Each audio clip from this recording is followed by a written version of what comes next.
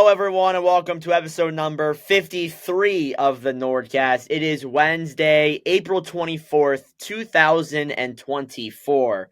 I am your host here, Nordic97, joined with Carter and only Carter today. How we doing? We're doing all right. Jets series 1-1. Not happy with their performance last night. They did play really well, but I feel like we'll probably end up getting into these series. But yeah, it's good playoff hockey, I'd say. There's been some great games so far. Yeah, there's been a lot of good games. Also, rest in peace, Jack. Guy is sick. Didn't feel like trying to push through it. You know, he's obviously not a playoff performer. Like, you got guys who play through torn ACLs, and Jack can't beat a little cold. Got to get some ginger ale in his system. Well, yeah, he is a Chicago Blackhawks fan, and they're usually not used to the playoffs. Not used to the playoffs. And incoming the dynasty comments, and we're fucked. We're cooked. Now, so, for those who do not know, if you've been living under a rock, the Stanley Cup playoffs are underway. A lot of teams have played the first 2 or 3 games into the first round. Teams are playing game 2 tonight. I know game 3 between Boston and Toronto is going on right now. But there's been a lot of really solid series, so we're gonna go through each one here. We're not gonna spend an overly amount of time on this because we don't want to be here for 4 hours. But we're pretty much just gonna run through each series, give our thoughts on it, see if we're surprised, and then ask the question if we changed our prediction at this point in the series. So a lot of them are actually pretty early on because at the time we're recording, the Kings and Oilers and the Knights and Stars only played 1 game. So we'll figure that out. But regardless, we'll start off in the Eastern Conference with the Battle of Florida, the Panthers versus the Lightning. The Panthers are currently up 2-0 on Florida. So I'll go to Carter. Carter, are you surprised that Florida's up 2-0? And has your opinion changed on this series? So my opinion on this, I still feel like Tampa has a chance in this. I think no matter what, you go into a team with home ice playoff advantage, you're expected to either get pounded or you pull off an insane upset. Keeping these games close when Florida's at home, even though I get it, you can say, oh, Florida doesn't have that many fans. They've been selling that barn out like crazy come playoff time. Because you get all the people, I don't have to go into it, but whatever. They sell that barn out like crazy. So to lose the first one, which they played horrible, but still kept it a 1-goal game. The next game, they played better. That was a 1-goal game that they took to overtime with Verhaeghe with the OT winner. To be down 2-0 and only be down 2 goals in the series, that's not bad. I truly do think that Tampa still has a chance in this. So I don't think Tampa will go as far as I said. If I could switch how far I said Tampa would go, I would love to do that. But ultimately I can't. So, but yeah, I still do think Tampa has a chance in this series. They're not out of it yet. Yeah, I mean, even though it is a 2-0, it kind of feels like the conference finals last year with Carolina. Like, the games have been insanely close, and it's been good hockey. Like, I've watched both of these games. They were 2 very good hockey games. So that's something that's definitely good, obviously. My opinion, I had Tampa in 7. Carter had Bolts in 7 as well. I think Tampa has a chance. I don't know if my predictions changed just yet. It all lies on game 3. If Florida goes up 3-0, my opinion does not. My opinion will change. But I'm still leaning to that Tampa in 7. I think they can definitely win the next 2 at home and make this a tied-up series. And things could get interesting there. But regardless, it's been some great hockey.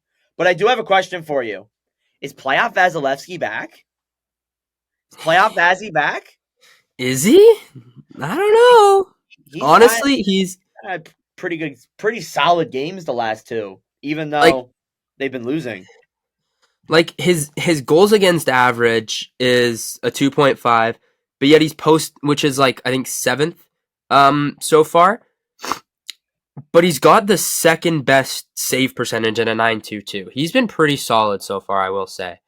He might be back, but one goalie that we do got to talk about, Sergei Bobrovsky. How about that save? He is a different animal right now. Last year he came in and stole the show. This year, He doesn't come in for anyone. He was their guy day one, and he stole the show.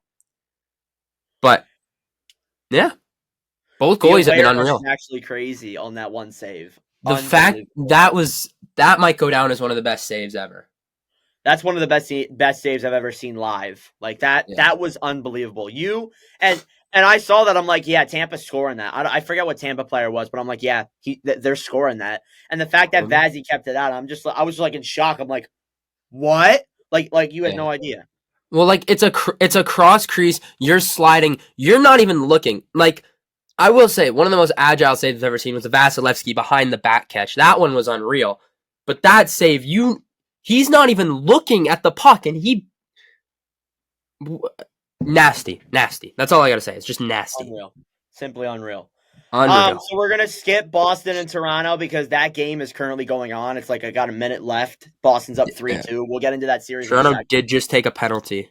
Yeah, they did just take a penalty too. We are transitioning over to Rangers Capitals. It's currently 2-0 in favor of the Rangers. So, Carter, as I look at my predictions here, you had Rangers winning in 7 games. Has that opinion changed? That first game from Washington was horrendous, I will say. They did not look ready to play. Game 2, they looked a lot better. They blew that lead. It was only I think it was a 2-1 lead. Still, a 1-goal lead in the playoffs. Sorry to interrupt you, but Washington usually holds the close leads like that. Yeah. That was kind of shocking. I will say, I don't know if this series will go to 7. I think if I could change, I'd say it'll go to 5. Because I don't see Washington taking both of these at home. But I've been mistaken before, so I'm not going to change my prediction. But I will say that I do not think this is going to be as close to the series as I thought. The Rangers are proving to be President's Trophy caliber, and it's showing. And also, I would like to say Matt Rempe is actually just him. It's funny because like he goes in, scores a goal in the playoffs, and then he comes out and says, "I'm built for the playoffs," and I'm just like, "What? Really? Okay." So yeah, it feels very lopsided. The second game, I agree, was way better from Washington, but there have just been players on that team that have just struggled in this series. Like Ovechkin has been terrible. Lindgren has also been pretty bad too. It kind of goes to show that Washington, even though they made it, they really probably shouldn't have. And it's part of what, and I don't want to go into this loophole, but it kind of makes me a little bit annoyed because I would have much rather seen Detroit or the Flyers or even Pittsburgh go in and play the Rangers because I feel like that would have been a way closer, way entertaining series. But it feels like with the Rangers playing the Capitals, I honestly could see them sweeping them. Like if they win Game 3, it's over for the Caps. It's over. And it might already be over. So one thing I was looking at, and they were talking about this during Game 1, but they were talking about the experience on that Caps blue line right now. I can't remember if they were talking about it being the entire season or if it was their career with the Capitals. But they had 3 guys under 30 games played. 2 of them, I think, were both in single digits. You need experience on your blue line. I don't care if it's regular season. I don't care if it's playoffs. You need NHL experience there. And the Caps just aren't going to get it. They're just not going to get it. They have way too many injuries right now, and it kind of sucks for them because realistically, I think they have a full healthy lineup. This could be a little bit closer of a series, but ultimately it's playoffs. Can't always get lucky like that. So, kind of sucks they didn't have depth, but it's all right. Yeah, and my opinion, I had Rangers in 6. I might transition over to Rangers in 5, and if they lose game 3, I'm going sweep. I honestly just think that the Rangers have dominated them down the stretch, and I think that's not going to change. So moving into Carolina versus the Islanders, talk about a series. So game 1, and I'm going to say my piece here. Game 1 is a very close game. The Islanders actually outplayed the Hurricanes a lot. And with that argument, even though the Hurricanes won 3-1, there was the argument being said that,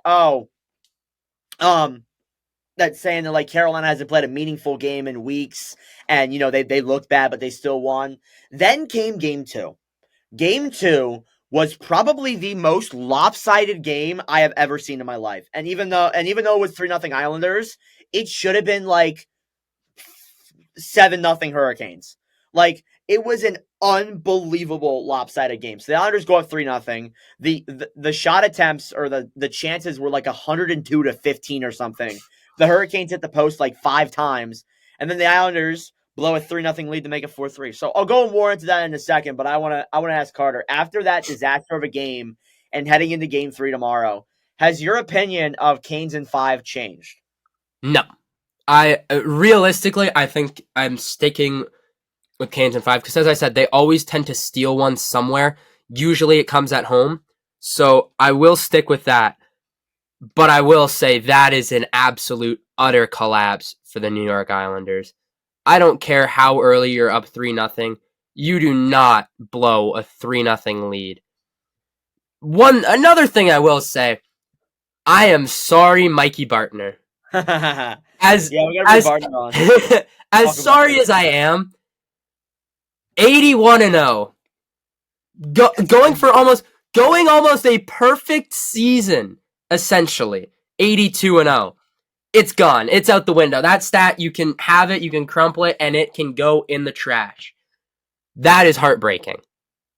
Yeah, that is heartbreaking. So we now have some more Mikey Bartner crying images to sift through, but hey, that's what you get for having no faith in the Winnipeg Jets ever. Yeah, he was one of the people who said that Colorado was going to smoke them, right? Yeah, I think so. Like, yeah, I mean, that's definitely not. Come on, have a little. I don't listen. I don't care if you don't think we're going to win this year. That is 100% fine with me. But when some of the teams you have ahead of us have a worse future and are worse than us now, they ain't winning shit. Yup, for sure. Yeah, I had Canes in 7. That is still my opinion. I still think the Islanders can take it to a 7-game series. But honestly, if the Canes win game 3, I'm going Canes in 4. It's a must-win game for the Islanders. It's weird because this is the second straight year they find themselves in this situation. So that is something that I thought was interesting. Well, they're finally starting Sorokin though. Yeah, they are. They are starting Sorokin for game 3. Which honestly, it's about fucking time. I don't know why they didn't start him at the start of the series. I don't care if Varlamov won 5 straight. Sorokin is your guy. You gotta start your main guy in the playoffs. We're not going to talk about the Boston-Toronto series, or maybe we will because they just won. But if we do end up talking about it, I do have to talk about that series, their goaltending there. Yeah, so we'll transition over to that, Boston versus Toronto. I wanted to wait until the game was over because there was literally like a minute left, so I'm just like, we're going to do the other series before we get into that. But Boston versus Toronto, it's currently a 2-1 series lead for the Bruins. So, Carter, you had Bruins in 5. Has your opinion changed? Nope. I'm sticking with that. I'm sticking with Bruins in 5. Listen, this should be a back and forth series, honestly. Like realistically, it could go Toronto steals 1 in Boston, and now Boston just stole 1 in Toronto, and then Toronto can end up winning at home. Nah, I don't see it. Because here's my thing, right? This was one of the things I wanted to talk about, was the goaltending in this series. I completely understand that Boston has flip-flopped goalies every other game. They need to start riding Jeremy fucking Swayman. I don't give a shit. Oh my gosh, it's driving me insane. Game 1, he posts a .972 save percentage. This game, he posts a .933. I completely understand that, not Omar's fault in game 2 at all. He's played unreal. But you got to start Jeremy Swayman. He's your guy. In my opinion, they should realistically roll Swayman until something. Like, it's nice to be able to flip-flop goalies. I feel like if I was a Bruins fan, I wouldn't be like this. Or if I just, didn't have a lot of money in Jeremy Swayman cards. But that's besides my point. Realistically, I really think Jeremy Swayman should be the all-time starter in this. And then if something bad happens to Swayman, or he just looks bad, you flip him. Even if he gets a win, you just flip them. but I don't know because I'm not in their locker room. But I will say I really do think they should start Jeremy Swayman. I don't care if they've been doing it all regular season. It's the playoffs. You start your number one, and that is final. What about Ilya Samsonov? What do you mean? How do you feel about how he's played? Oh, Samsonov. Honestly, I have not looked at his stats. Okay. He's been all right. I think right. He was pretty bad in game one. Game one, he was horrible. Game one, he was horrible. But he seemed to turn it around now, though. Like, he's posted back-to-back 900s. Last game he posted a 933. This game he posted a 909. Yeah, so he's getting better. He's definitely better.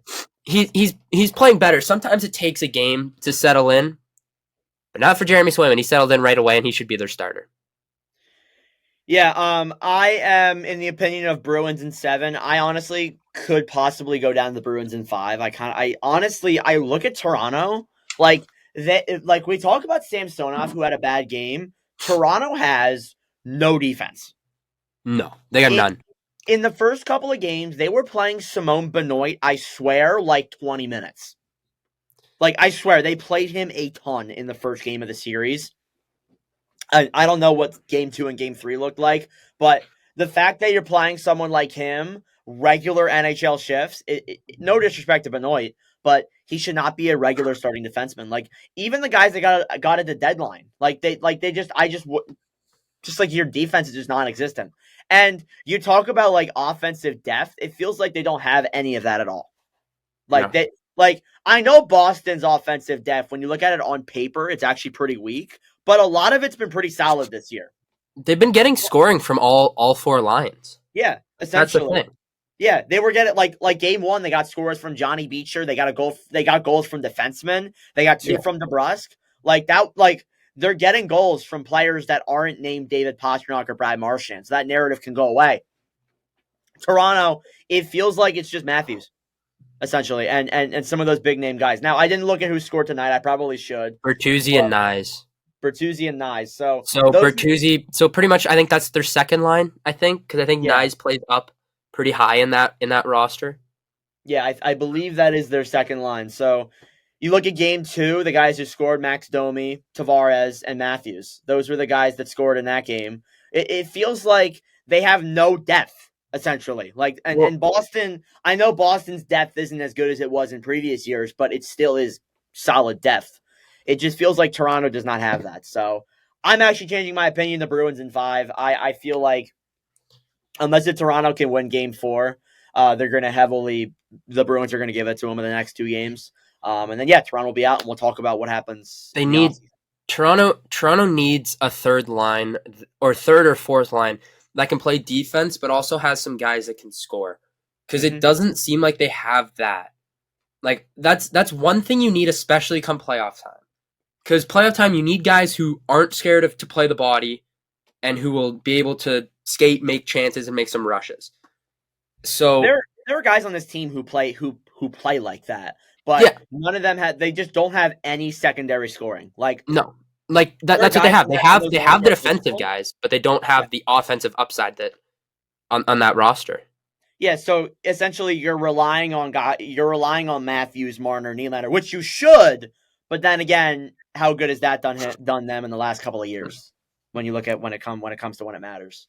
Also, where is William Nylander? What the fuck? Yeah, what is happening there? Like, all of a sudden, he just gets injured? Like, no one knows. No one knows. Biz Nasty has been asking around.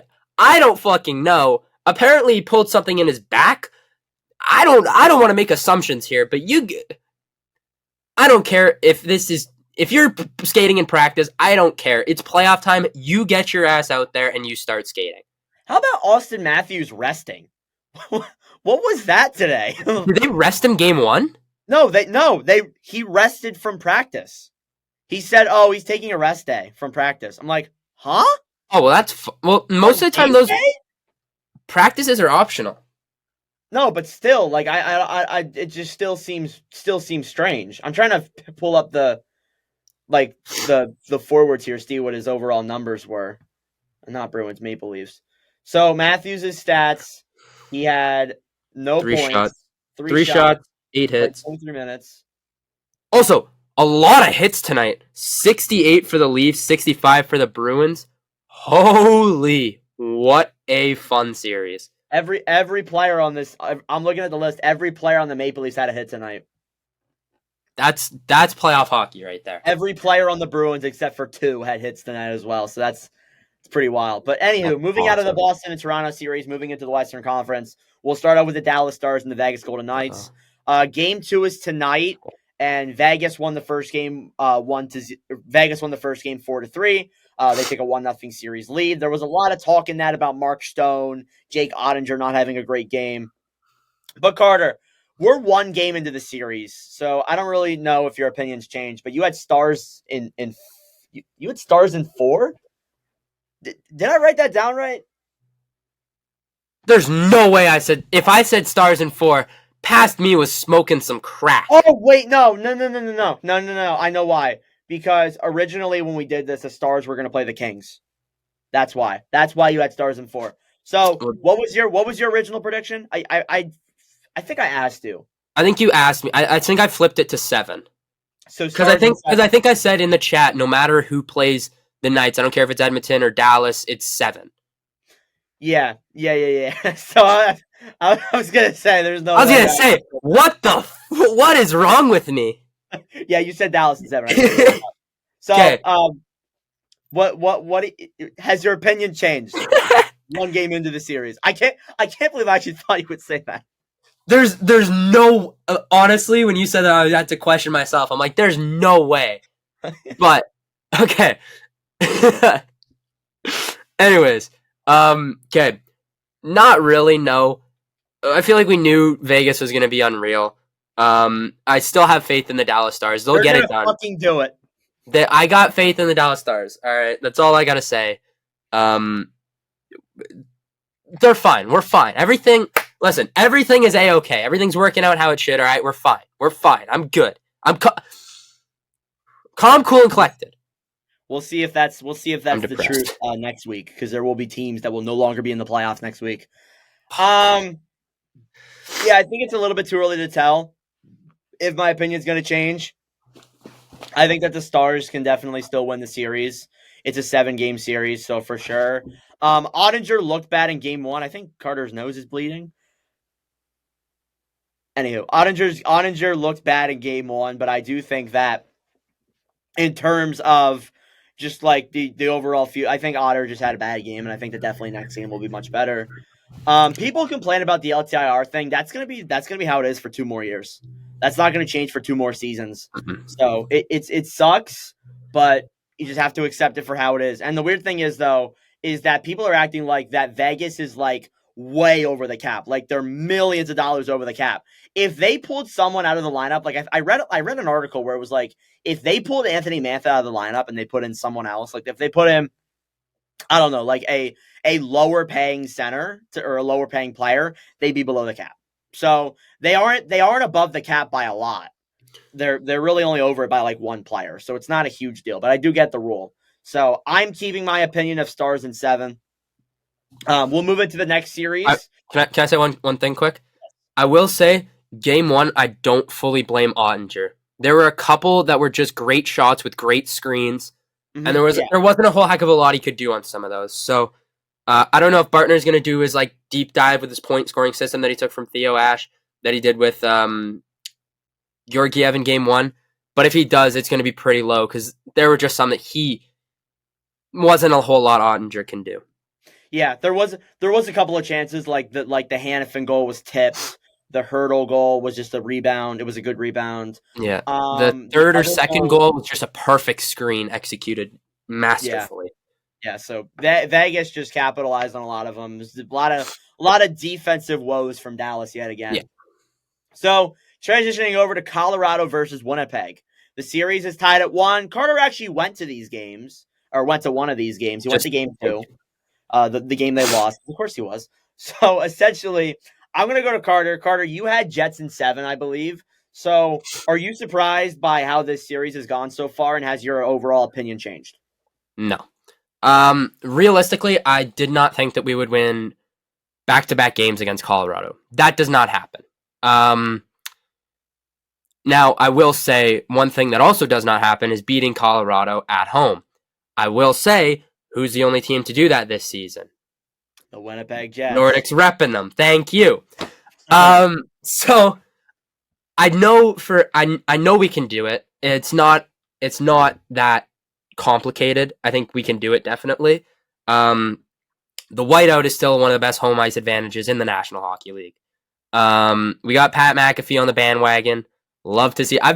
This is crazy that I've been talking about him since like before episode 50, and now he's on our bandwagon. Like, it's just life's come full circle, you know? For real. But I will say I'm not worried right now. It's hard to win back-to-back games against the Colorado Avalanche, but it's also hard to win in their building. But I do think that we can do it. I'm sticking with Jets in 7. And then I'll let you say your thing, and then I got to come back to talk about Colorado. Okay. So I think Georgiev had a really bad first game. How did he look game 2? He didn't look terrible, right? So game 2, he looked all right. That first period, we were kind of all over them. A lot of them just missed opportunities that we just couldn't capitalize on, or just missed the net. But most of the goals weren't really his fault. So he didn't play as bad as he did in game 1, but I still don't think Georgiev should start. I think that we capitalize on more of those chances. He's done. Mm-hmm. Yeah, I agree. So I am sticking with Jets in 7, though. I do think that even though Georgiev hasn't been great, I still think you can't count Colorado out. Like, I just can't see a world where the Avalanche are just going to roll over and let you win in 5 or 6. Like, no, if you're going to beat Colorado, you're going the full 7. So that's kind of how I view that. I think Winnipeg has actually looked really good in these games, and people are going to be shocked. People are going to be shocked if Winnipeg beats Colorado, because so many people took Colorado. So many people wrote off Winnipeg and said, "Oh no, they're not a good team." And part of me, even though I have Winnipeg in 7, I didn't really give them a lot of credit, because a lot of what I said when who I thought I was going to win the series was kind of just saying that I was not confident in Colorado, not that I was with Winnipeg. But regardless, they've been very good these 2 games. Even though they lost game 2, they looked pretty good. I definitely think that they can win this series in 7. So that's my view. Moving into the other series now, we got 2 more. We got Nashville and Vancouver. That series is tied at 1, but there might be something that happened off the ice that might make you think that Nashville could pull off the upset here. So, Carter, you had Predators in 7. Has your opinion on that changed? Nope, he's shaking his head. Nope. It's not. Honestly, if anything, I might take it down to 6. Maybe. Honestly, maybe. Like, nope. I look at the Smith. I mean, like, he's not a horrible goalie, but I'm not like too keen. He's no Thatcher Demko. No. He is no Thatcher Demko. And I will say, Nashville has looked great. Even in game 1, they looked good. Even in game 1, they looked great. Just 2 goals in 12 seconds that you can't have happen. Those don't, like, just 1 goal. I still think they win that game in overtime. Mm-hmm. This could be a 2-0 series for the Preds right now. But going into Vancouver and stomping them up by 3, I know that this happened to Winnipeg, so we don't have to discuss that. Just all right. But I will say, I have a lot of confidence in the Predators going back at home. Smashville is going to be loud, and I don't think Vancouver's ready for it. Yeah, I'm staying. Me and you. I'm looking at these picks. We pretty much had like the same picks for almost every single series. I think. Like, yeah, we have the same pick for like every series except for. No, we actually have the same pick for every series. Wow, great minds think alike. But yeah, I have Predators in 7 as well. I'm actually going that route too, and they could very well win in 6. Like Carter said, the Smith is not Thatcher Demko. I really do think, and I'm very high on Nashville. If Saros can play like playoff Saros, which he has looked like the last couple of games, definitely think they can beat them in 6 or 7. I still think Vancouver takes a few. I still think Vancouver takes it the full 7. Because I think this team's too talented to just go out like that. But I do think Nashville gets the win overall in 7 games. And I think it'd be a pretty surreal upset. I'm really high on Nashville this year. I like Nashville a lot. I agree. And then finally, we got Oilers Kings. Game 2's like literally about to start. I'm watching the pregame right now. Our opinion may change depending on who wins, but the Oilers are up 1-0 in the series against the Kings. Carter, you had Oilers in 7, if I'm looking at that correctly. Has your opinion changed? And are you surprised about this so far? So, no, because I did not say Oilers in 7. I said that if they played Vegas. No, you said Oilers in 7 in here, I think. Anyway, against the Kings? No way. I believe not so. a chance. I think you did. I'm pulling it up right now. I don't think I did. Well, if so, it changes. It's Edmonton in 5. You have Edmonton in 7. Okay. So that changes. It's Edmonton in 5 now. Okay. It should have always been Edmonton in 5. I don't know why I would have said 7. LA's not talented. LA's not good. Okay. Like we've been over this. We've been over this. I don't care about the Evander Kane 7 game thing. No. We're going to put these 2 fingers down. This is no longer 7. This is a peace sign because it's peace out LA Kings in 5. Oh, wow. Okay? Wow. We're getting methodical with this one, all right? You trying to be like Keegan Olivera with that? Wow. They call it Cowboys fan? Don't even start with this. You still lost your Philly card, motherfucker. Anywho, yeah. I am. You go. Go ahead. I'm sticking with it. I'm sticking with Edmonton in 5. Okay. That first game was just utter domination. LA did not look ready to play.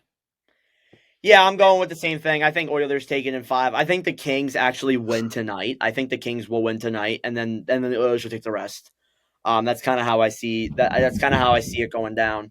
I do think a lot of people might be overrating the Kings a little bit, but I am kind of on that same board where I take Edmonton in 5. So yeah, I agree with you. So above all, we just went through all the series. Which one has been your favorite one to watch so far? Damn. And also, which one has been your least favorite? Okay, well, least favorite Jets, Colorado, because that's fucking stressful as shit. Been a great series, but oh my, I am stressed. My favorite series, damn. I mean, I feel like that. God, you're actually making this kind of tough. It is. I've only really watched. I'd say Florida Tampa. That has been a great series, but I feel like what? No, Boston Toronto. That's probably been my favorite series so far. I've caught every game, and a lot of hits, which is what I like, as I've said numerous times. So I think that's been my favorite series, and I think that's going to remain my favorite. I am on the board of Florida Tampa. I think that has been the most enjoyable series. Least enjoyable, I don't know. Like, that's kind of difficult because all of these have been pretty good to watch. Like I've watched almost every single game of the playoffs so far. I've watched one game from each series. So, and I've streamed almost one game from each series too. So above all, they've all been very entertaining. I think I'm going to go Oilers Kings. I mean, we're only one game into the series, so I can't say for sure. There is a girl. I'm looking at the pregame. There is a girl that just popped up on my screen who has painted herself gray and is dressed like a Stanley Cup. What the hell did I just witness? So yeah, for that reason and that reason only, Edmonton LA is the worst series I've watched in this playoffs. And the fact that it is the worst is saying a lot because all these series have been really fun. So yeah, transitioning. Actually, one more thing, Carter. You had Winnipeg over Tampa. Has your finals changed potentially? Yeah, I don't think Tampa's built for a cup run. Actually, no.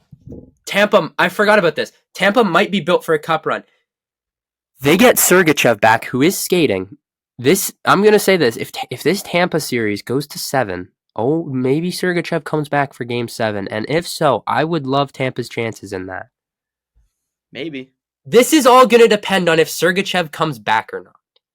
If Sergachev is back for round 2 or for late round 1, I like Tampa's chances. If not, I am taking Carolina to the top. So awesome. It's all gonna depend on Sergachev, in my opinion.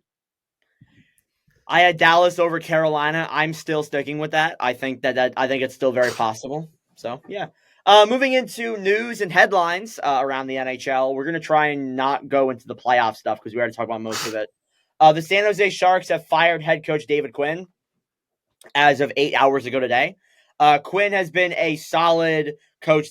He's been okay for San Jose. I think with the team being absolutely terrible, no matter who you put as coach, they're going to be bad. So I think it might be the right move. You want to get those young guys in and start developing them a little bit, and bring in a coach that can do that. So maybe David Quinn is there for that reason.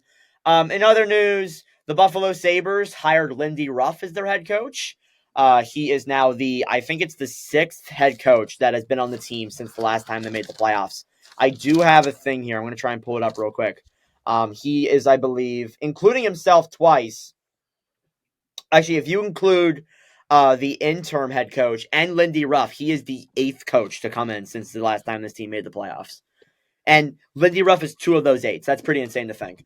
I get why. I get why they do this. They want to see, because the last time Lindy Ruff was the coach of this team, the Sabres made the playoffs. So they're trying to think to themselves, hey, if we bring Lindy Ruff back as the head coach again, maybe we'll be back in the playoffs. I don't know. I doubt it.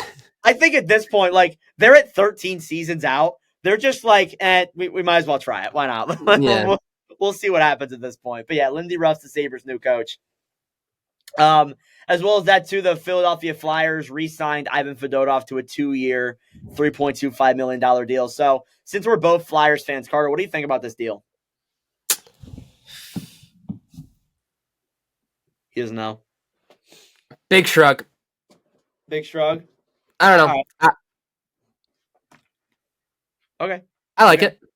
I think that it can be an overpay if Fedotov looks bad this year, but I think it could be a steal if Fedotov looks good. So yeah. I really have that's why I'm giving it a shrug. He only played 3 NHL games. He looked decent, but he only played 3 NHL games. I think we put him in some actual Flyers gear and not just his white bucket and whatever fucking pads and shit he wants. I think we put him in some. I think we upgrade his sty. Then maybe we'll have him, but until the sty gets upgraded, maybe he'll get better at that point. Speaking of also Flyers related news, Jacob Voracek retired. Voracek, one of my childhood players. This actually kind of sucks. It made me reminisce to yesterday when he retired. I was thinking to myself, man, Wayne Simmons retired a few weeks ago. Now Jacob Voracek retired. That's literally my childhood. When I got into hockey, those 2 guys were some of my favorite players that I watched on the team, and now they're retired. So it's kind of sad. But yeah, Jacob Voracek retired. Additionally, too, Jacob Silverberg retired with the season being over, and Pavel Francouz also retired. So those are 3 players that have retired. All right, so I think that is all for news. Unless if I'm missing something, there might be something else. But I'm looking down the list here. I don't really see a lot of things that are entirely too relevant besides things we talked about last episode. So we're going to get straight into our other topics for this episode. We don't have any games going on. So unfortunately, we had no games. No Jack's got a player because Jack ain't here. So we're going to grade GMs.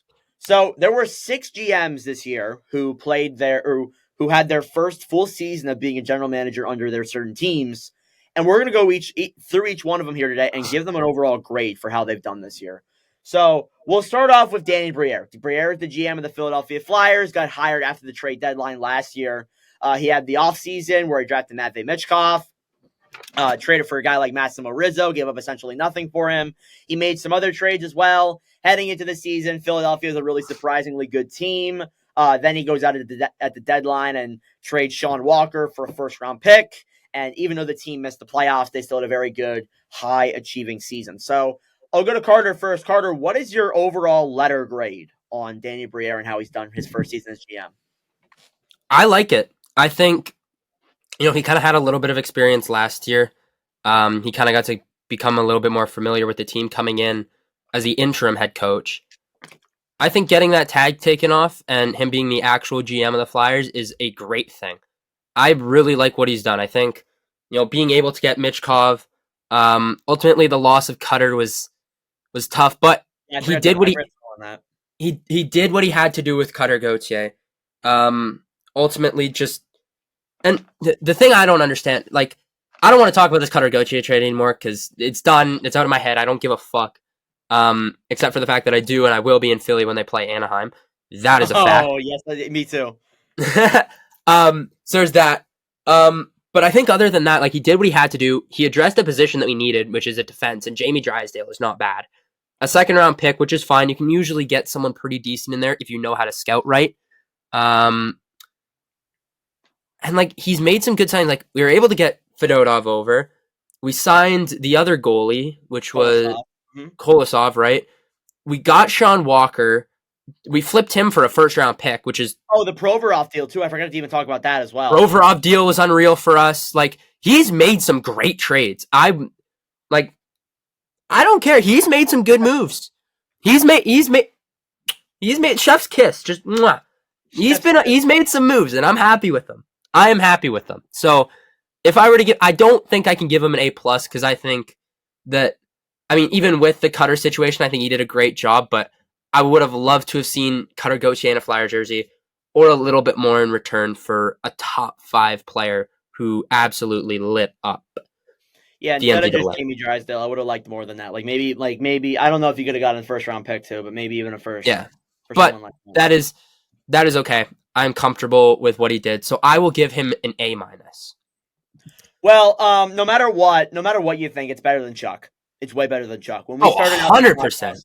When we started out this podcast, I actually listened to the earlier episodes recently, and there were just times where I would just go on a tangent about Chuck Fletcher. I have not done that once this year with Briere. I haven't. I've really liked almost all of Briere's moves he's made. I'm with you there too. I'm not giving him an A. I'm not giving him an A+. I'm giving him an A. I think every move he's made is good. The only things that I've been like a little bit iffy with is the Fedotov signing and the Cutter Gauthier trade made me a little bit like I feel like he could have got a little bit more back in return. But apart from that, he's done everything that I've wanted him to. So I'm going to give him an A. Moving on now to the other GMs, we got Barry Trotz. Trotz obviously became the GM of the Predators in the offseason of last year, made some good moves at the draft. Signed Ryan O'Reilly and Gustav Nyquist for pretty good money, and both of them were 70-point scorers this season. Also, didn't end up trading Askarov or Saros, which was a good move as well. He went on the trade deadline, acquired some solid players like Bavillier and Jason Zucker. I'm trying to think of some other moves he made, but overall, he took a Predators team that was kind of like, they looked like they were going to have a bad future and made them into a playoff team. So, Carter, what is your personal grade on Barry Trotz of the Nashville Predators? Hey, I will give him credit where credit's due. He did a good job. From a guy who was a coach to go into a GM role is not very easy, especially as quick as he did. Because he was like, it's like a year or two off or something like that. So he wasn't out of the league for very long, which I think definitely does help. But you're going from a coach to a general manager, and that is two not very different roles, but they're pretty different in comparison. I think he did a heck of a job for having no GM experience. I like the moves he did. Some of the ones were a little questionable. I will say, like, he cut Duchesne, right? He did buy out Matt Duchesne. I kind of forgot about that whole entire kerbuckle. Yeah. But then he brought in a guy like Ryan O'Reilly to kind of replace him. Didn't they trade for someone else? Wasn't it Galchenyuk? Wait, no, they traded Galchenyuk away. Yeah, which is good before the complete before everything that happened. Who did they get back in return for that deal? I remember they got someone back that was kind of notable. I don't know. God, but anywho, I don't know. I will say a great job from Barry Trotz, kind of transitioning from the head coach to the GM role. I like the moves he made. That Duchesne one is not looking too good. That's the only really looking at it. That's one of like the biggest red flags that I'm looking at because Duchesne has played actually like really good in Dallas. I will say I like that fit there for him. So I think with that, I think I'm gonna go B+. I think that he took this team who was a fringe playoff team, and I mean without that massive run, winning streak, I don't think they would have been. But I will say he built a great team, a team that's playoff ready, and that clicked. So I'll give him a B+, somewhere in there. Yeah, I'm actually going with the A+. I think that he's done absolutely awesome this year. Took a Predators team that was honestly not great at all to a really solid playoff team. I looked it up here. He did actually trade Ryan Johansson over to Colorado with 50% salary retained. So that actually looks like a solid deal. And actually, no, they did acquire Galchenyuk. they were the team that acquired Galchenyuk. Oh. So, I mean, they didn't know about what happened. I think immediately after the stuff that happened, I think they bought him out. So, or they traded him away. So, I think that they handled that situation well. They did a good job of that. But overall, I'm giving him an A+. He took a team that was not expected to really do much this year and turned them into a confident playoff team. So next up here, we got Calgary Flames GM Craig Conroy. Conroy was hired in the offseason of last year. He was dealt, and I know you might give him a harsh rating here, but he was dealt a pretty bad hand. Initially, when they made the trade with the Devils to trade off Toffoli for Sharon Govich in the third, that trade looked terrible at the time. That looked absolutely horrible. If that went out as planned, I think my grade would be way different on him. But they actually won that deal in retrospect because Sharon Govich turned into a really good scorer this year. Toffoli just didn't pan out with the Devils. Isn't even with the Devils. He's with the Jets now. So, and then as well as that too, he made a lot of trade deadline moves. Moved off Zadorov for a fifth and a third. He also traded Lindholm away for Kuzmenko, a solid defenseman in Yoni Yermo, Hunty Brucevic, who's been compared to Adam Fox, a 2024 first, and a conditional fourth. Then he also traded away Chris Tanev over to the Devils in exchange for Grushnikov as a solid B-level prospect defenseman, a second, a third. Then he also traded Hanifin off to Vegas for Miromanov, a conditional first, and a third. And then he also traded away a few other like minor death moves. And he also didn't make that bad of signings either. He tried to get Hanifin to work, but just honestly, he wasn't able to. Overall, I'm giving him a B+ on this. I know I kind of went like on a tangent there, but Carter, what is your grade on Conroy? I think he's done a great job. Did not have a great hand. I think, last year after just missing out on the playoffs, I think you're kind of looking at this like, well, what direction do we go now? That direction was a rebuild. So I will say Tyler Toffoli, pretty good trade for them. I don't know. I don't really have a whole heck of a lot to say on the matter for Conroy. I think he did a great job. He made some good moves, some questionable ones, but I think that they'll all end up kind of panning out. Especially that Lindholm deal. That one looks like a great deal for them as well. I really like, because they got Kuzmenko, right? Yep, they got Kuzmenko from that. Yeah. So great move. I think I really do like Andrei Kuzmenko. I think he'll fit in great in Calgary, and future's looking bright for them. So I'll go with you on a B+ there. Okay. So we'll move into the San Jose Sharks and Mike Grier. There's going to be a lot of hate for this one. I am on the opposite opinion from some people. Mike Grier was hired midway through last year after I think it was Doug Wilson was let go as GM. He was given kind of like Conroy a pretty bad hand with a lot of this. But he's come in, has made some pretty solid moves. He moved out Erik Karlsson, only had to retain about 13% of his salary, which is pretty solid. Got back a guy in Mike Hoffman, who's still on the team. Got back a guy in Mikael Granlund, who was a 60-point scorer this year. Got back a defenseman in Jan Rutta. Got back a first-round pick from Pittsburgh, which they do have, even though it was top 10 protected. They also acquired a solid defenseman in Kalen Addison. You move into the deadline deals. He signed Duclair in the offseason, moved him away for a pretty solid defensive prospect in the third-round pick. Then he also moved out Kaapo Kahkonen to the Devils for Vanacek in the seventh. And then as well as that, too, we also traded Tomas Hertl away to Vegas for a guy like David Edstrom, a solid B-level prospect and a 2025 first-round pick. So I know he does it, and they also drafted Will Smith and some of the other guys, too, like Quentin Musty and all that. So I know a lot of people really don't like the moves he's made, but I want to hear Carter's opinion first. Carter, what is your overall grade on Mike Grier? Honestly, for year one in San Jose, not too bad. I don't think you can really complain about that too much. We talked about Conroy being dealt a shit hand. You can't get much shittier than the worst team in the National Hockey League. Yeah, you really can't. So. But, for sure.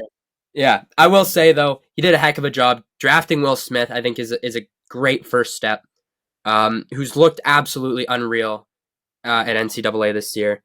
They have a top pick right now, too. So realistically, they should get another top guy, which Celebrini and Will Smith, as well as who they get, Colin Graff or someone? The guy from Quinnipiac? Colin Graff from Quinnipiac. I forgot to mention that, too. Yeah. So he got a really especially getting that. college. that right there is a nice looking forward stack right there. I think being able to do that in 1 year, just he made some good moves too. He had to get off of Hurdle because especially as a rebuilding team, you don't really want a guy who's there and who's on that big of a salary. I know they had to retain a little bit of it, but 18% retained is not that much. That should not affect them too much. But heck of a job in year one for him, I will say, especially with the hand he was dealt, being able to have two top guys already. Who Will Smith, he's not locked and signed in or whatever yet, but you'll end up getting Macklin Celebrini next year too. And who knows, if you end up having Macklin Celebrini with the team next year, there might be something that tells Will Smith, hey, I wanna go play some NHL hockey right now. So Yeah. we'll have to see what happens in the draft. So yeah. Did you give your grade on him? Oh, I did not give my grade. I'll give him an A. I'll give him an Okay. A. For the hand he was dealt, I will give him an A. I'll give him a B. I think a B is kind of fair for him. I do like all the moves he's made. I agree with you. He's been dealt a really bad hand. But I think he's really commandeered through. And there's a lot of people who like really don't like it at all. Like they don't like the fact that all the retention slots are taken up, which I think could play a role in if we move into the next couple of seasons. The returns on some of these deals they get for some of these players might be limited just because of those retention slots being taken up. Because essentially, you're gonna have to bring in a third team, which means you're gonna have to give up more assets. So it's a thing there that you got to think about. But I'm still gonna give Greer a B. I think he's done a good job this year with a pretty crappy hand that was dealt with the San Jose Sharks. Moving into the Pittsburgh Penguins, you got Kyle Dubas. Dubas obviously came in the offseason for Pittsburgh, was a part of the Erik Karlsson trade, which I kind of think in retrospect Pittsburgh lost. They don't have a first round pick. Now they're stuck with a really bad defenseman contract. Other things they did, they also drafted a guy like Braden Yeager, which I like a lot. I think I like Yeager. Yeager's a good, solid forward. They also traded Alex Nylander over to Columbus for Emil Bemstrom. Both looked really good, strangely, when they were traded. It was very weird. Then they made the Jake Gensel deal, which they traded Gensel to Carolina. They got a guy back in Michael Bunting. They got a guy in Ponomarev, Lucius, Koivunen, and then a conditional second, which I think becomes a first if the Canes make the finals. And they also got a fifth as well. In terms of signings, they also signed Alex Nedeljkovic. Not a bad signing there. I'm trying to think, too. They also made some other moves, too, bringing in some other players. But, yeah, I think Dubas, the Erik Karlsson trade really weighs down what he did this year. I'm giving him a C+. I think that the Karlsson trade, like, really, really weighs that grade down. Had that not happened, I think he gets a higher grade. But I think everything else outside of the Karlsson deal was pretty solid, in my opinion. So, Carter, what is your grade for Kyle Dubas? I think I'm going to give him a C. I think he did an all right job.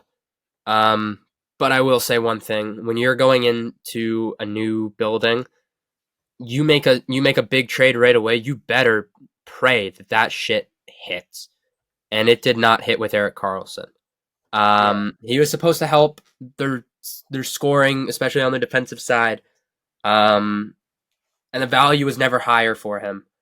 And they bought him at his peak, and he crashed. His stock dropped, which is very unfortunate for them there. So I'm gonna give him a C. I think all the other moves he made, that Jake Gensel deal, he kind of had to, as much as I know a lot of the guys did not want him to. It was a move that he had to do. So the return he got in it was pretty good. I like the prospects that they got, as well as Bunting's looked pretty good for them as well when he did play. So I think that he did a decent job with that Karlsson trade. When you buy a guy at his peak, you better hope he still rises or he stays the same, and not crash as Karlsson did. So it's unfortunate for him, but I'm gonna give him a C. All right. And we move into our final GM here that we're going to give a grade for. We got Brad Treliving. I understand that Steve Stais was like hired as the Senators GM, but that was midway through the season. And also Davidson got hired too, so we're not going to get into that. But we got Brad Treliving here for Toronto. He came in, drafted Easton Cohen. That looked like a bad drafting pick, but I actually think that looks better for them now. I think that Cohen's actually been pretty underrated this year. Looks very solid.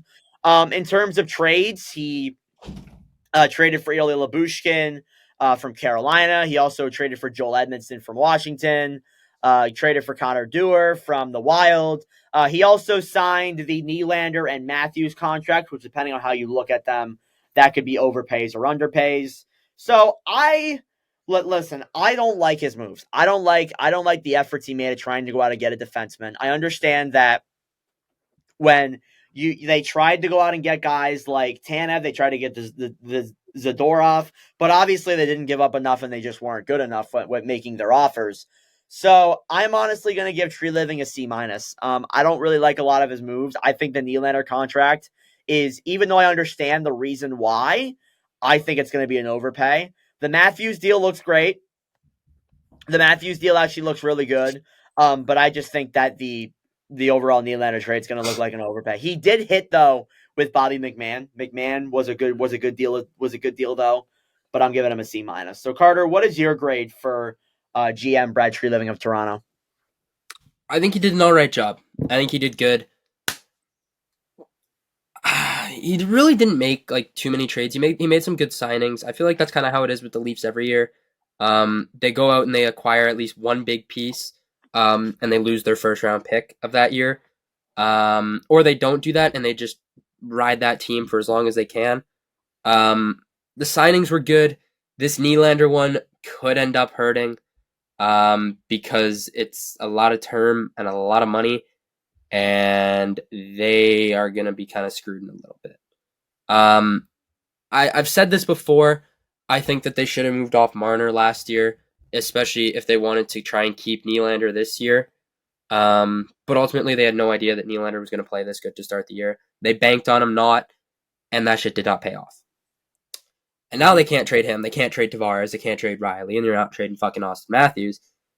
So they really only had one option, and that was to either trade or keep Nylander, and they decided to keep him. And we talked about this earlier in the pod, how they have no depth. I think you would have traded Marner last year or Nylander this year. You have that depth. Is it as good as having William Nylander? No. William Nylander is a generational talent. So is Mitch Marner. He is unreal as well. But it's going to get you that third line scoring. It's going to help you get some depth on that fourth line. Like, look what I know this is a bad example, but look what happened with the Jets in trading Pierre-Luc Dubois. He's nowhere near William Nylander or Mitch Marner. But we got some help in Gabe Vilardi, who I think has played better than Pierre-Luc Dubois ever did. We got a good prospect in Rasmus Kupari. I think we got a pick as well. And as well as that, we got Alex Iafallo, who helps that third line. He's good at checking. He hasn't been very good at scoring, but that's besides the point. We're not going to get into Jets talk here. But he always turns it into Jets talk, doesn't he? I somehow do, because I can relate a lot of the stuff to it. But I think if they would have traded one of those guys, they have that depth and that can allow them to make a deep cup run. And I don't know. So that kind of sucks for Toronto. That's really my only gripe with Tree Living, really.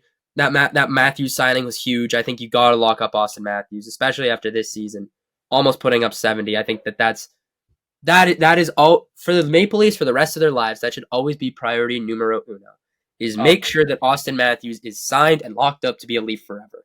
I think you have that, you're good. So I think dealing with the Marner Nylander situation is my biggest gripe with him. But hey, they're in the playoffs still.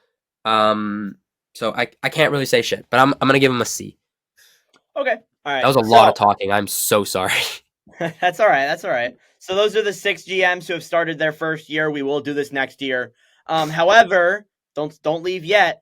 4 of these 6 teams we're going to talk about in our next topic. So we'll be right back. All right, so we're going to continue on in some other off-season related topics with a tier list. We've done a few of these on the podcast. We have a tier list here today talking about each team not in the playoffs and their future. How are these non-playoff teams' futures looking like? So we got all 16 teams here to my best recognition. I believe I got all 16 teams here. So we're going to get straight into it here. We have 5 columns. We have great future, good future, making progress, no man's land, and they're cooked. So they're cooked is bad future for the boomers out there. So we'll get straight into it here. Starting off with the Chicago Blackhawks. The Blackhawks finished second to last in the NHL this season. They have the second best odds at the first overall pick. Carter, where are you putting the Chicago Blackhawks in this column? I feel like Honestly, Connor Bedard, I feel like no matter what, you got to put him. This is a positive no matter what. I think that you're going to have players who want to play with Bedard. So I think he's going to be able to attract a lot of talent, a lot of young talent, even a lot of old talent. I feel like guys are still going to want to play with a generational superstar as Connor Bedard. So, as well as that being said, they're guaranteed a top four pick, and any of those top four players will help them. So I'm going to put them at great future. I really like the future of the Chicago Blackhawks here. Um, so yeah, I'm going to put them in great future. I'm with you on that. I'm going great future as well. I think you, I think with Bedard, with the chance of them getting Macklin Celebrini, as much as me and Carter have said vocally that we would hate that, Jack would love it, but we would hate that. Um, you can't deny they have a great future ahead. The Buffalo Sabres are next up here. The Sabres finished a few points out of the playoffs this year. It's the 13th straight season out of it. They hire Lindy Ruff as their head coach. Carter, where are you putting them in this column? I don't think like you can put them in there cooked, but I Mm-mm. don't know if like I'd say actually I don't know. Carter, what do you think? So, so I think that I'm going to put them at good future. When you look at the Buffalo Sabres, they have everything right now. They got some good forwards. They have Zach Benson, who played really well his rookie year. As well as that, they got Matthew Savoy, who's in Wenatchee, I think he's in their minors right now. Jack Quinn as well. Tage Thompson highlights that. Dylan Cousins as well. Like they got that first line or that forward core good. Go to defense. They got Owen Power. They got oh my god, I'm blank. Darlene. They got Bowen Byram. Like they have a good defensive core too. And you're like, okay, well, their lacking has to be goalie. That's where you're wrong. Ukko-Pekka Luukkonen and Devin Levi. This is a young team, and they have they. I want to put them in great future, but I think that we have to go good future because a lot of their guys are nearing either the beginning of their prime with some young guys, or they're nearing the end of it. So I would be comfortable putting them in good future, but I can definitely see them having a great future. I'm on board with you as well. I'm glad that we're agreeing. I have them in good future. Listen, I think Buffalo, when we look a couple of years down the road, like we saw Carolina miss the playoffs for as long as they did. They've made it for the first time in a long time in 2019. I think like and we're a couple years down the road from that. They made the playoffs every single year since then. I think we're in the same terms there with Buffalo as we were with Carolina. Like they missed the playoffs for so long. I think Buffalo is gonna be like in a playoff spot for a very long time. But Mhm. and I think that if you put them in the Western Conference, or if you even put them like if you put them in the West, they're making the playoffs this year.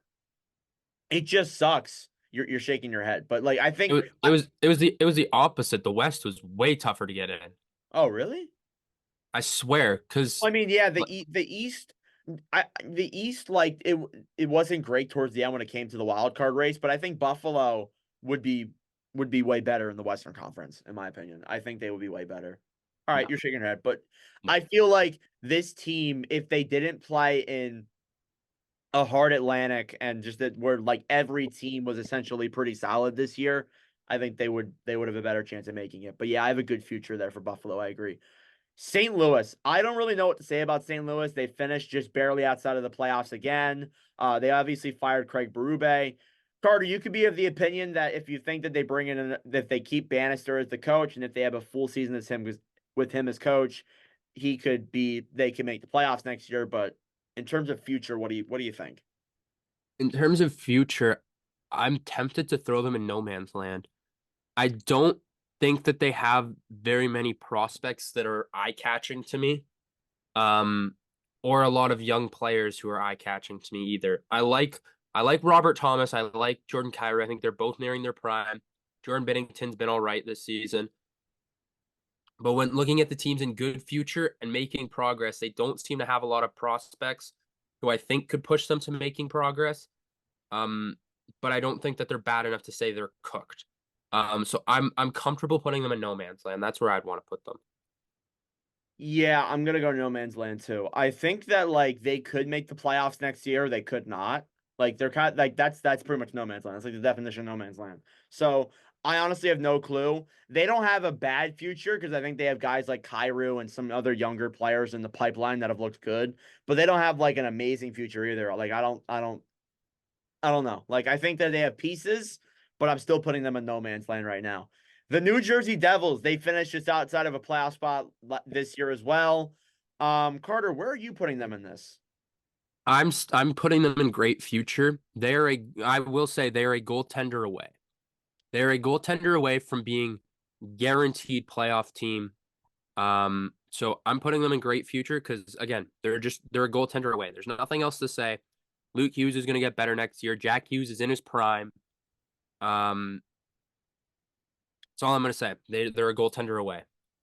Yeah, I'm with you there. I think this year was a very unlucky year. I feel like they had a lot of goalie issues. They faced a lot of injuries too, which I understand that you look at like the goaltending, that's obviously the biggest issue, but they faced a ton of injuries.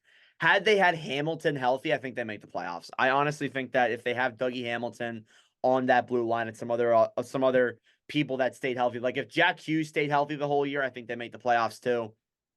Just an unlucky year. It sucks because it's a year removed, and you could be looking down the road if the Devils don't win a cup with this core. You could be thinking to yourself, man, if only we made it that 23-24 That year. was that was the year. Yeah. So, yeah, I have them in great future. I agree. I think they are a goalie away. Anaheim Ducks, they were pretty bad this year. They missed the playoffs. In terms of future, Carter, where do you think they stand? So here's my thing. I think their forward core is going to be the best in the National Hockey League in a couple years. In the next 2, 3 years. They're lacking on defense decently. They lost probably their best defenseman in Jamie Drysdale. Olin Zellweger looked good. Mintkov looked good. Dostal's been pretty solid, and I think that when they do end up trading John Gibson, they'll get a pretty decent haul in return for him. Um, but again, I just don't know because every year I'm like, hey, when are these guys going to take their next step? When is after his rookie year, I was like, when is Trevor Zegras going to take his next step? He hasn't shown that next step yet. As much as I fucking love the guy, um, he hasn't taken that next step to prove to me that he can be good. Cutter's going to help them out a lot. McTavish is near his prime. Troy Terry is in his prime right now as we speak. Um, Leo Carlson looked good his rookie year as well. Um, so I think I would put them in good future just because I am not certain on their defensive core yet. I think if they get another defenseman, I think that this is a great future in Anaheim. But I think as of right now, without it, I think I'm going to put them in good. Yeah, I'm going to put them in good too. I think that there are some things they still need to tweak. I think there's bad things you can look at. The forward core is amazing. Hmm. The forward core I think is absolutely unreal with Cutter Gochi added to that. I think it's absolutely insane. I think the defense will be good. I think the goaltending will be good. Just there's some concerns I have with Zegras and depth, and there's just a few things that I have concern with. But I think they have a good future right now. There is that question too of when do they take that next step. I really do hope that this coming season will be that next step. I Hmm. think it needs to be, right. I think it has It to. it it does. It definitely has to be because I feel like every year we're looking at this and we're like, man, they look good. Like they got some young players. They got to step up. Oh, they didn't step up. Oh, they got some young players. They didn't step up last year. Nope, didn't step up again. So this year has to be the year, or you gotta start looking at. It can't be coaching because you've changed that last year. I don't know where this team is gonna have to look if next year doesn't look better. If they are not outside of the bottom 10, they have Yeah. to be outside of the bottom 10 or fighting for a playoff spot. Otherwise, they got to take a hard look in the mirror and look and be like, what the fuck are we doing? They'd be like an Ottawa situation right now. That's kind of where I would think Yes. that they would be. So I'm Yes. actually gonna make a change here to the tier list. I'm changing making progress to middling future, a future that's like not good, not bad. I want to change that just because I think making progress is like for rebuilding teams, and I'm just gonna make a change midway through.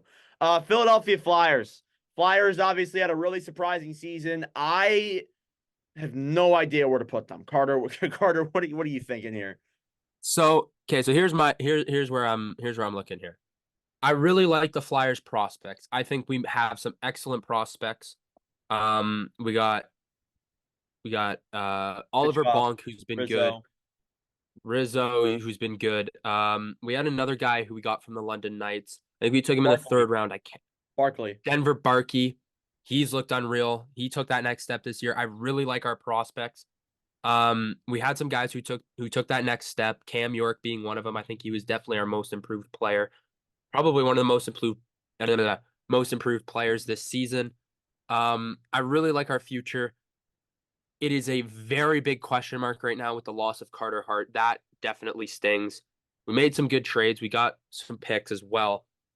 I don't think that it is enough to put us in great future. I didn't even mention Mitchkov. Mitchkov's going to be unreal. Um, but I don't know if it's enough to put us in great future. I don't want to be biased, so I feel like I'm going to be anti-Philly a little bit here.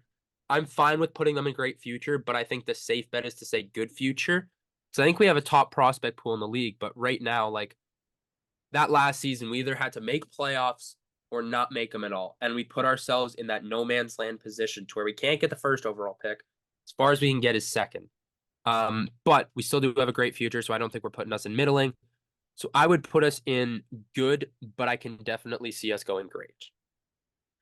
So I'm going to refer back to our friend of ours, Michael Bartner. We've talked about him ironically in this podcast a couple of times. He said the Flyers are in no man's land, and he said that the Flyers kind of f themselves in the butt by overachieving this year and barely making the playoffs. I, on a level, I agree with that statement. I agree with the fact that we did overachieve. I feel like, and I agree with the fact that I do think that we did kind of f ourselves in the butt not making the playoffs this year. And as Carter said, this was a year where you kind of had to make it or not make it at all. Not barely missed by a couple of points. So that it kind of screwed ourselves over from like a top 10 pick this year. I would have rather us been bad this year, honestly, than it was and listen, it was really fun. It was really fun this year to watch this team. This is the most I've enjoyed Flyers hockey in so long. Like before, like even like before this year, like last year, I wasn't really into it. I was like, they're there, it's fine. But this year was really, really fun watching the Flyers. So yeah, I think next year is going to be good. What Carter didn't mention is that Denver Barkley and Massimo Rizzo are going to be coming over to the NHL. Mm-hmm. So that them, Bobby Brink, Tyson Forster, Noah Kate, that could be a pretty damn good forward core if Barkley and Rizzo pan out. If Bonk comes over, which I think he plays a year in the AHL, I think you're looking at something good there too. What some people aren't even mentioning is Emil Andre. Emil Andre had a pretty good year in the AHL this year. There's a chance that next year he could come up and play well. Yerger Zamula looked good this year too.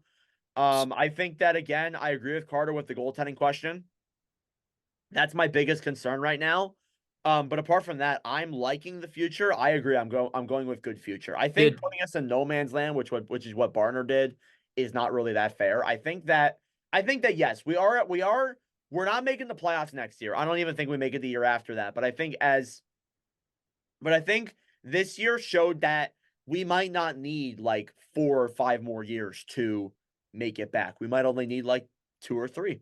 So I'm perfectly fine with that. So good future. Next up, the Minnesota Wild. The Minnesota Wild missed the playoffs by a few points this year. They obviously fired or they fired who the hell was their coach? They fired Dean Evison. They brought in John Hines, and obviously, they're in this situation now. So Carter, where are you putting the Minnesota Wild right now? I feel like I don't actually know where I want to put them because obviously you got good prospects. I think I know where I want Looking, to go. hmm? I think I know where. I think I haven't. I don't know. I'm between no man's land and middling future. I feel like realistically I want to put them in middling future.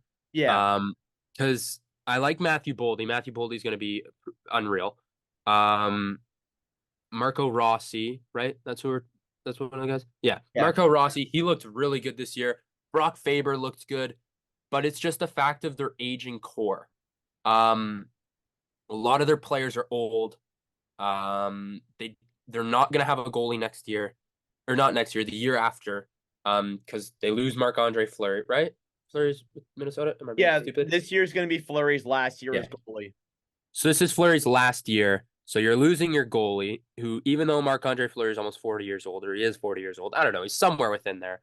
Um, you're losing him, and he's an elite goaltender still. So it kind of sucks. I feel like I want to put them in middling future just because of that aging core, but they still have some good prospects who can help fill those roles.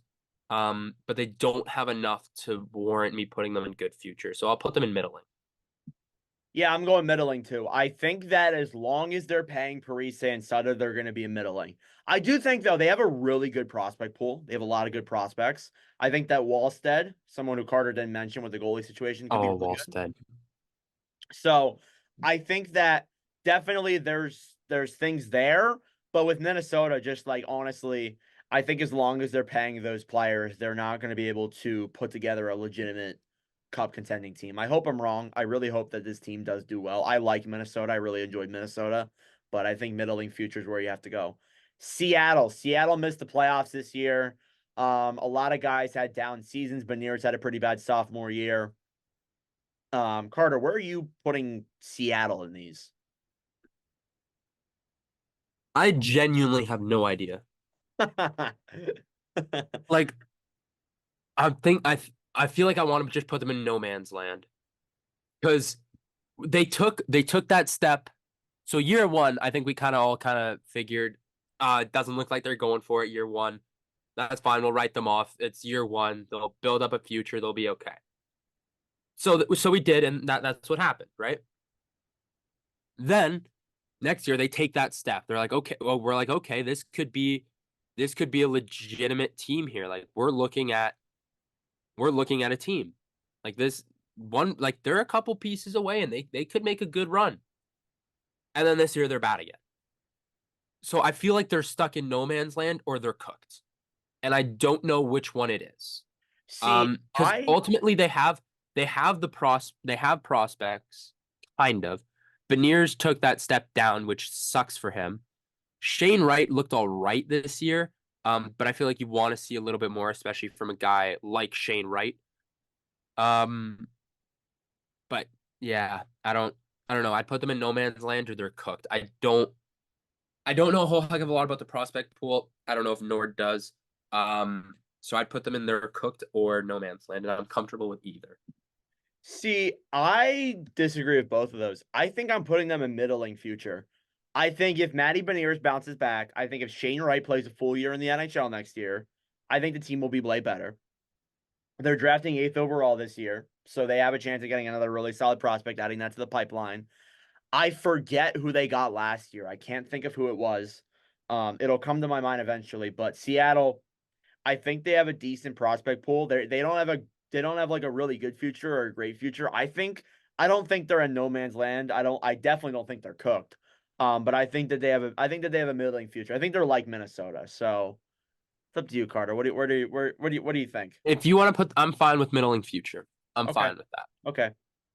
All right, we got Calgary. So the Calgary Flames obviously made a lot of deadline moves. They kind of missed the playoffs. They didn't do all too great this year. Carter, what's the future looking like? What do you think about Calgary? Are they So cooked? I don't think I'd put them in there cooked. I think that they made some of the right deadline moves, or pre-deadline moves as well. Made some good trades, as I mentioned before. Kuzmenko's looked nice. He's a good young piece. They got a lot of picks to work with here. So I don't think I'd put them in their cooked or no man's land. I think with all the picks that they got and some of the young pieces that they acquired as well, I'd put them in middling. Um, I'm comfortable with putting them there. I really like the deadline moves they made this year. So I'll put them in middling. That seems fair for me. I'm with you. I'm with middling future too. I think that, and this kind of sucks because we're doing this before the draft. I think if we did this post draft, our opinions on some of these may change. And it really depends on how some of these picks go for Calgary. If they get Vancouver's pick well, they have Vancouver's pick. If they use their pick, which is ninth overall, if they also use Vancouver's pick, draft some two really solid players, maybe their future's better. I think the young guys like Dustin Wolf, Coronado, Connor Zary, they're there for sure. But right now, I don't know if I can put them in good future. just because like I don't really know what next year's going to look like. Like I don't really know. Like they're not in no man's land, but I think that just the future feels very middling. So next up, Montreal Canadiens. The Canadiens obviously missed the playoffs this year as well. All these teams missed the playoffs. Stupid me. Montreal, I felt like looked a lot better than they were supposed to, even though they finished last in the division. I think they looked very impressive overall. Carter, where are you putting them in this ranking? I think Slavkovsky had a good year. I think that Hudson's come over, has played well. I think the future is pretty bright. Yeah, I agree. So realistically, I think that Montreal and Anaheim are very comparable. I think you Yes, look I at agree. I think you look at Nick Suzuki and Troy Terry. I see those two as being very, very tight. I think you look at I mean, I wouldn't say Trevor Zegras and Cole Caulfield because I think Cole Caulfield is miles ahead of Trevor Zegras right now. But you look at some of the guys that they got, like Lane Hudson, there. I really like their future. It's all about them taking that next step. I really like Slavkovsky. I think he played really well this year. He's I will be honest, he has proved that we got to stop judging prospects too early. Because everyone was ripping him last year, like, oh, this guy's horrible. He's terrible. He doesn't. Same with Alexi Lafreniere. Everyone was trashing him. Lafreniere put up a 30 goal season. Slavkovsky this year played well. What did he put up? Like 50, 60 points or He had a something? pretty good season. He had a As very good season. as a 19-year-old in the NHL. I don't care what you say. You're 19, you're still a teenager playing against grown adults. I don't care. 60 points, no 60 points in the NHL just in general is good. And especially as a 19-year-old, that is good. I think was first overall the right call? Maybe not. Maybe it was. Who knows? We're not going to find I'm out for taking another Cooley. 5 years when we all decide to do a fucking redraft, okay? Yeah. But I really do like the future in Montreal. I don't know if it's enough to go great future, so I'm very comfortable putting them in good future because I think if I'm comparing them with Anaheim, I think it's all about them just figuring out when that next step is. And I don't know what they are away though. That's the thing. I feel like I want to say they might be a goalie away. Because I I think think their forward Montemall's core is been good. good. I think it's just a Yeah. matter of them taking the next step. Reminder, they had the fifth overall pick again this year. They're Yeah. picking fifth overall again. So And and, could end up moving up as well. and higher. So they have a very good chance at landing another really solid player here. And I think that in terms of just like the pool, I think the pool is awesome. Rhineback, the defense is going to be insane. Like when that is in its when every player gets like back to like where they're expected to be, that defense will be unbelievable. So yeah, I'm with you. I'm with good future. I think that you could even argue. I get that you're comparing them to Anaheim, but I think you could even argue if they get another solid player at this year's draft, they could have a great future. We'll see. Columbus. So Columbus finished really bad this year. We thought they would improve. It was another disaster season. The Mike Babcock situation. They fired Kekalainen through the year as well. They've handled Juracek and Pascal Vincent wasn't handled very well. So where are you putting them in this future? I think they have a good future, but it's just a matter of developing that. So what do you think, Carter? I genuinely don't know. I like Oh, some of the prospects. I like some of the prospects that they have. Fantilli looked all right this year. I mean, it's an awful lot. He's 18, 19 years old. Um, so it's still an awful lot to ask out of him there. Um, so I don't know. It Renski's nearing the out of his prime. Yurchek's not happy with the team for not playing him. So I don't know what's going to happen with him. They don't have a goaltender, a young goaltender. Their forward core is meh. I'd put them in no man's land or middling. In my opinion, I'm really not a fan of Columbus right now. I still think they have a couple more years of rebuilding. I think I'm with you. I'm going middling. I like some of the guys they have in the pipeline, but I'm not too keen on a I'm lot of not sold on them. and I think that Merzlikins is not it. I don't they need to get rid of him. Yeah. Tarasov could be the guy, but like what do you know at this point? Like I have no idea. They're you could argue no man's land, but I'm putting them in middling future. Hmm. The Ottawa Senators. The Senators it was a rough year. They were expected to get better this year. They definitely did not. They're definitely looking at things with the coach. They might be looking at actually big changes in regards to trading guys like Chikrin, maybe even trading guys like Batherson. There's a good chance of that. So, Carter, I'm thinking no man's land, but where are you on this? I completely agree. I'm throwing them in no man's land. They need a coach bad, um, which it's needed. They need a fucking coach. They're wasting Stutzel's prime. They're wasting Kachuk's prime. The fact that Claude Giroux is went to Ottawa because he thought Philadelphia was going to be bad. And now we almost made the playoffs, and we have a better future than Ottawa too. Hilarious. Um, but I will say they've needed a coach, and we've talked about this before. I think we called them out on this. This has been a topic for years. Yeah, And the funny thing is this dates back to the early episodes when we all had Ottawa going to the Cup final and Ottawa winning the Stanley Cup. That shows how much we've developed since then yeah, and how yeah. stupid we were No, back in the day. they need help. They need a coach, and they need some young defensemen too. That is another thing that they need. They can't keep relying on Thomas Chabot, and especially if they do keep Jacob Chikrin. Um, but yeah, I don't they know. need a young defenseman. It depends on how they move Checker and how they move some of the other players. I think if they get enough assets back, they could be in a good spot. But right now, it's no man's land. We got four more teams left. San Jose. San Jose was a team we talked about earlier. They were the worst team in the NHL this year. I think that like essentially, they brought in some good prospects. They traded away some players for some first round picks and good prospects. Carter, where do you stand on San Jose? They're kind of weird. They were the worst team in the NHL this year. I don't really know where you would put them. Do you put them in the same as Chicago, or what's going on here? So I would not put them in the same as Chicago I because think if they I get don't think Celebrini, maybe. I think that I agree. I think they get Celebrini. I think I'm putting them in great future just off that forward core alone.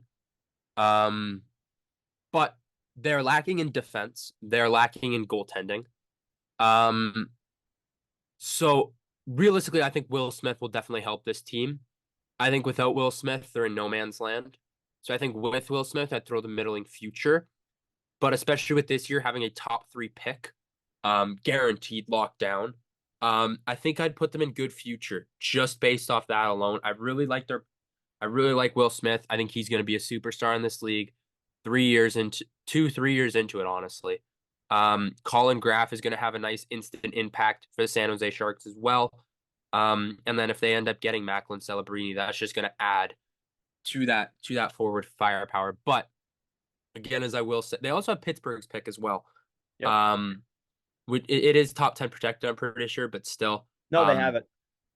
Oh, it's 100%. Yep, it's 100%. They're gonna have it. All right, perfect. So if Pittsburgh moves up, that is just going to be absolutely unreal for them because they'll end up getting one of the top defensemen. Um, so realistically, this is looking good for them. They're instantly getting top first two players in the top half of the first round, which is really good to help build your future. So I'm comfortable putting them in good future. But I think with Celebrini, it's great future for sure. I think I'm going with good future. I think I'm on the same page as you. I like what they're building. I really like it. It's gonna take a long time before they get there though. But I like the future after year one. Like I really like the future. So we got three more teams here. Pittsburgh. I think they're the only team that I'm gonna put in there cooked. Do you agree with me? I think they're the only team that I'm gonna put in that column. In here, here's the thing for future wise, probably, but you still have Sidney Crosby for the True. next 2-3 years. Maybe And I feel like as far maybe as four. future, when we're looking at this, we're looking at 3 years, if more. Um, like 3-4 years. So I think if you have Crosby for that, you can't really put them in there cooked because I think they'll still Yeah. compete every single fucking year with Crosby. Um, if we were doing this based on their prospect pool, 100% they're going in there cooked. This is future wise, and you're gonna keep Crosby. He'll be there for the next 4 years. I think we go no man's land with them. You got a point. I'm with you. So Part of that was just because I wanted to put a team in there cooked, but I don't think the other two we have are going to be in there cooked. But I mean, I agree with you. I think they are going to compete, but they're just in no man's land yeah, because they don't have the prospects, and especially with trading that first round pick this year, not a good look. kind of shoots them in the foot. Oh, So we got Salt 100%. Lake City, Salt Lake City, not Arizona, Salt Lake City. Salt Lake. So in terms of their future, obviously like Arizona missed the playoffs this year, but I think their future, I think I'm gonna take the lead with this. I think they have a really good future. I don't know if it's great, but I think they have a good future. Carter, where do you stand on that? I agree. I feel like the only team that I think I like better in the good future category, I would say, is Buffalo. Um, I think either one of those two is looking great because I really like the prospects that Arizona has. I think they did this rebuild tremendously. They still have a lot of picks in this year's draft and next year's. Um, so I'm a really big fan of this draft. Um, not of this draft, of their prospect pool. That's what I'm getting at Cool. here. Um, they got some good NHLers. Clayton Keller's going to take that next step. Logan Cooley, this was year one of him in the NHL. He played really well. I think you give him a little bit more time to develop too. He's going to be good. They have some good defensemen as well. Vejmelka looks good as well. So I think they're one or two pieces away. They have Connor Geekie, who is playing with Tucson right now in the playoffs, as Swift Current just ended. So we'll see how he does there in the AHL, trying to actually playing against grown men and no longer against 20-year-olds. So we'll see how he does there. I think that he will end up doing really well because I've watched him a lot. He's nasty. Um, so I really like their future here. I think the only team with a better future in the good future category is Buffalo. But I really like that team. Okay. And finally, we have the Detroit Red Wings. The Red Wings obviously barely missed out on the playoffs this year. I am a massive fan of Detroit's future. So I'm going to let Carter take the lead here first, and then I will go in depth with mine. Whoa, okay, I get to take the lead. I think that this is an automatic good future. I really like how this team is. We saw Lucas Raymond take that next step this year. You want to put them in great, don't you? I do. I do want to Yeah, put. I would be fine with putting them in great future as well. Um, because they have a lot of good players in that pool. Goaltending I think is probably their biggest, like, could use a little bit of work on. I think if Um, Costa I, develops, they'll be good. I agree. I think if Kosa plays as well in the NHL, I think that he'll be really good. Um, Sider is probably going to end up being one of the best defensemen in the NHL next year, um, or the following year. He's going to constantly be that big body, but can also put the puck in the back of the net and help put the puck in the back of the net. Lucas Raymond took that next step, and oh my gosh, this guy is going to be unreal for Detroit. Mhm. He took that first step year one, his rookie year, then kind of not fell off, but he started to drift off a little bit. But this year he bounced right back. He led this team in points. Not to mention they also got some good defensemen. Ben Sherratt's a good D man. David Perron helps that team out a lot as well. They also got Patty Kane, who did he sign? He signed just a 1 year deal, He correct? did sign a 1 year deal. I think. So I think they keep him though. I think I they. think I agree. I think that he will want to play with DeBrincat again. Yeah, Alex DeBrincat too. Like they got some good players in that area, as well as some good prospects too. So I really like the future there in Detroit. I'm comfortable putting them in great future. Um, yeah, but I don't think they have the best out of those great future teams. I think that Oh, for sure. I think that they have enough to be considered a great future. Um, but yeah, I'm comfortable putting them there. Yeah, I like Detroit a lot. I think they have a really good forward core. They have good depth. I think the defense is going to be great too. If Costa can develop, I think they do have an overall really solid future. I think I think they're a playoff team next year. I genuinely think they're a playoff team next year. I think that the Devils may get back in, and I think that the Red Wings may get back in. I So agree. to recap here with our tier list, we have in the great future column, the best column. We got the Chicago Blackhawks, the New Jersey Devils, and the Red Wings. The good future column, we have the Sabres, Salt Lake City, the Anaheim Ducks, the Canadians, the Flyers, and the Sharks. Middling future, we have the Wild, Kraken, the Flames, and the Blue Jackets. And then in no man's land, we have the St. Louis Blues, the Ottawa Senators, and the Pittsburgh Penguins. Nobody got cooked today. Nobody was cooked. So you can thank As us. much as Nordic wanted to, there's no one in there cooked. Yeah, there's no one in there cooked. I just wish that Washington was here because I would put them in cooked. But regardless. I agree. I would put if they were there, I would put them in cooked.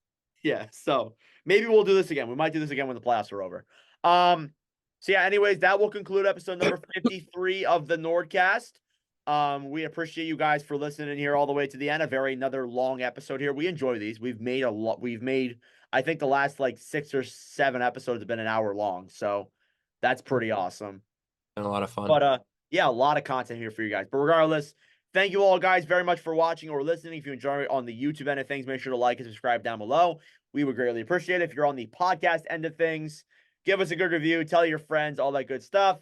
If you want to follow the Instagram, be sure to follow at NordCast _. And if you want to follow the TikTok, follow at NordCast. So that's it for us. Thank you all for watching, and we will see you guys in the next episode. Adios.